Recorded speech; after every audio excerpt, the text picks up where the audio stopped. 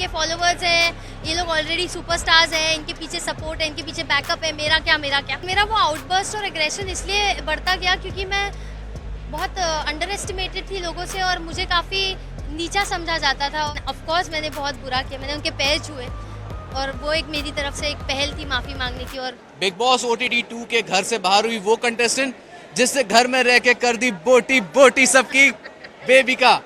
बहुत बहुत स्वागत है आपका। धन्यवाद, आपका बहुत बहुत धन्यवाद। अच्छा, तो एक बात बताएं, जब टॉप 5 की हम बात करें तो चौथे नंबर पे आप फिर बाहर हुई। सच बताइए, ऐसा लगा था कि यार टॉप 3 में जाएंगी या टॉप 2 में जाएंगी तो विनर बनेंगी, तो ये बहुत मतलब आपको ऐसा लगा ना कि यार ये क्या हो गया, मैंने टॉप 4 तो एक्सपेक्ट नहीं किया था। मैं शो की शुरुआत से हमेशा बोलती रहती थी इनके फॉलोवर्स हैं, ये लोग ऑलरेडी सुपरस्टार्स हैं, इनके पीछे सपोर्ट है, इनके पीछे बैकअप है, मेरा क्या।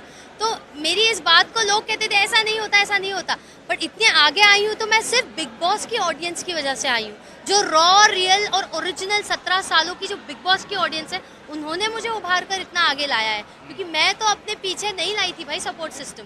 तो मुझे लगता है कि इतना आगे आना मेरे लिए तो एक विन ही है, उनके लिए तो ये बहुत नॉर्मल बात होगी, क्योंकि उनको पता था कि अपने पीछे इतने लोग हैं प्यार देने वाले। मुझे क्या पता था मेरे पीछे कुछ नहीं है, तो मुझे क्या मिलेगा।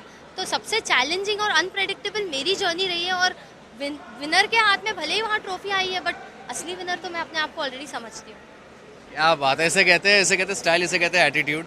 बहुत सही है, बहुत सही। तो एक आप बात बताएं, जब भी आपके जो जर्नी रही है ना घर में, हमने देखे कि बहुत उतार चढ़ाव रहे हैं, बहुत झगड़े हुए हैं, जिनके साथ झगड़े हैं उनके साथ सुलह भी हुई है, फिर से झगड़े हैं, फिर सुलह हुई है, ये चलता रहा। आखिरी दिन तक मैंने देखा कि मनीषा रानी जिनके साथ इतना बहुत अच्छी दोस्ती थी, फिर बीच में इतना खराब हुआ, फिर दोस्त बने, फिर खराब हुआ, आखिर में फिर दोस्त हुए।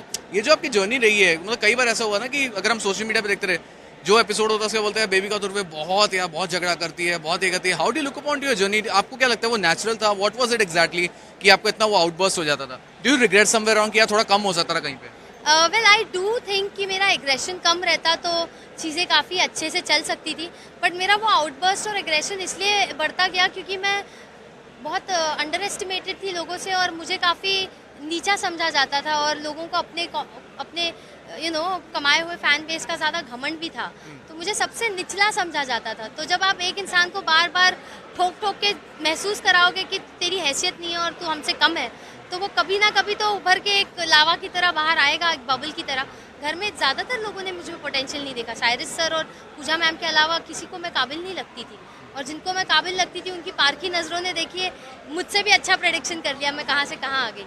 तो मुझे लगता है मेरा वो एग्रेशन इसलिए था, मेरी इनसिक्योरिटीज़ लोग ट्रिगर कर जाते थे। अच्छा, एक चीज़ मैंने नोटिस की थी, जो एक टाइम बाद सलमान खान ने भी नोटिस कर दी, कि आप उनका भी नहीं सुनते, आप उनको भी बात पे कट कर रहे। मैं खुद देख रहा हूँ वीकेंड का बात, मैं अरे यार उनको बोलने तो दो। हमेशा मतलब आप हमेशा डिफेंड करते थे, और वो डिफेंड के चक्कर में क्या होता था, कई बार ना वो बदसलूकी लगती थी, टू बी ऑनेस्ट मैं आपसे बताता हूँ। और वही फिर हमने सोशल मीडिया पे भी देखा। अब जब आप देखते हैं पीछे, डू यू थिंक कि हाँ यार उस मामले में कहीं ना कहीं मुझसे बदसलूकी हुई है, एंड आई शुड, मतलब आपने माफ़ी मांगी है, कुछ आपने कहा कुछ सलमान सर को? वेल मैंने सलमान सर को आकर नम आंखों से यही कहा, have I made you proud? And he said you have made me super proud, you have made me more proud than my kids would have.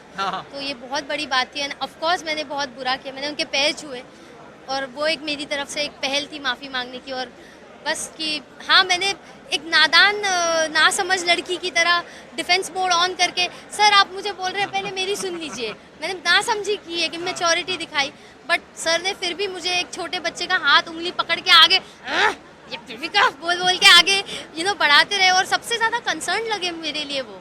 तो मुझे लगता है डीप डाउन सर चाहते थे मैं जीतूँ, and it was very obvious. अच्छा, एक लास्ट क्वेश्चन, क्योंकि समय की पाबंदी है। सो अभी जिस तरीके से था कि बहुत क्लोज चल रहा था अभिषेक और अलविश का, हम लोग सबके दिमाग में था अभिषेक अलविश, और कहीं ना कहीं अभिषेक को लग रहा था कि यार मैं जीतूंगा, क्योंकि एक वाइल्ड कार्ड कभी बनता नहीं है, और मैंने हमेशा शो को स्टार्ट से मैंने बहुत कंट्रीब्यूट किया है। डू यू थिंक ये जो बबल बर्स्ट हुआ अभिषेक का, and he has not one an elevation, that was important?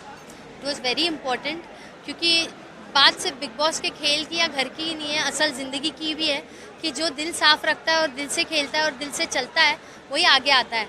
और अभिषेक थोड़ा दिमाग से, चालाकी से चलने वाला बंदा है, तो वो चालाकियाँ ज़्यादा देर तक नहीं, जैसे दिल से सच्चा जो उसको दिल देगी और दिल से शातिर जो उसको ढकेलेगी।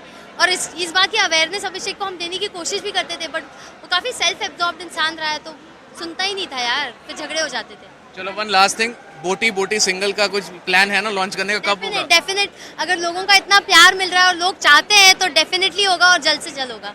चलो, wish you all the best and इसके बाद मिलते रहेंगे। Thank you so much. That's it from DNA. Keep watching.